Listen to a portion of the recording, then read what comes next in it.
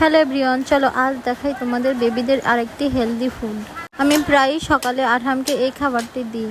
আসলে বাচ্চারা সবসময় একই ধরনের খাবার তো খেতে চায় না, এই জন্য আমি মাঝে সাঝে ওকে ডিফারেন্ট কিছু আইটেম দিয়ে ট্রাই করি। তো চলো ভিডিওটি শুরু করা যাক। তো প্রথমে আমি এর জন্য 2 চামচ পরিমাণ চিড়া নিয়েছি। চিড়াটাকে আমি ভালোভাবে ধুয়ে ক্লিন করে নিব। ভালোভাবে ক্লিন করা হয়ে গেলে এর সাথে একটি আমন্ড এবং একটি কাজু অ্যাড করব এবং কিছুটা পানি দিয়ে এটাকে ঘন্টাখানেকের মতো ভিজিয়ে রাখবো, যাতে করে চিড়া এবং বাদামটা ভালোভাবে ভিজে যায়।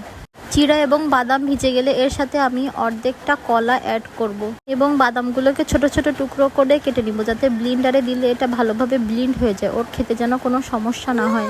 এবার এতে অ্যাড করব সামান্য পরিমাণ লবণ। এরপরে সমস্ত উপকরণটি একটা ব্লিন্ডারে জারে দিয়ে দেবো এবং কিছুটা পানি দিয়ে দিব। এবার এটাকে ব্লিন্ড করে নিলেই হয়ে গেল তোমার সেই ফুড রেডি। 6 মাস থেকে যে কোনো বেবিকে এই ফুডটি খাওয়ানো যেতে পারে। সো দেখা হচ্ছে নেক্সট ভিডিওতে। সবাই ভালো থাকবে। আল্লাহ হাফেজ।